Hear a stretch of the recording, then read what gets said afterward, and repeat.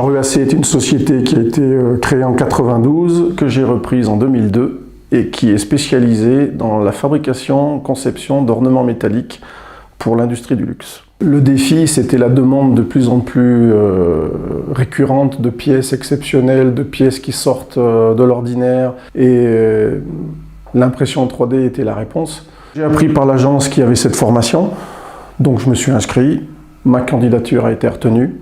On nous a ouvert les portes pour découvrir où en était la technologie, qu'est-ce qu'on pouvait en attendre et est-ce qu'on pouvait l'intégrer dans l'entreprise ou une PME comme UAC. Ça a permis aussi de fédérer tous les gens dans l'usine parce qu'on part sur des choses complètement novatrices. J'ai investi dans des imprimantes 3D résine, j'ai investi dans une technologie de métallisation des résines.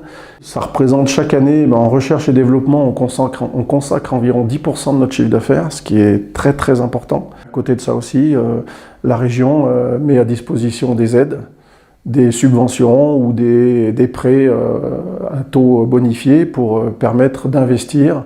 Donc aussi bien pour faire les dossiers que pour être au courant des dernières possibilité de s'enrichir, c'est l'agence qui communique tout ça. Jusqu'à présent, on était plutôt sur 10 jours pour échantillonner le produit voulu par le client. Aujourd'hui, on arrive à diminuer ce temps de traversée à 3 jours rendu bureau du client. On a embauché 3 personnes.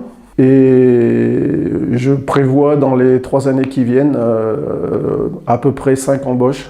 Sans l'aide de l'agence, je pense que le projet aurait pris beaucoup de retard. Parce qu'encore une fois, cette porte ouverte sur la technologie 3D, la fabrication additive, les portes ouvertes chez des grands centres industriels, j'aurais jamais pu ouvrir ces portes, j'aurais jamais eu l'idée de les ouvrir. Et à l'arrivée, je serais resté avec mes idées dans mon usine et j'aurais essayé de les développer, mais là, ça a été un accélérateur incroyable.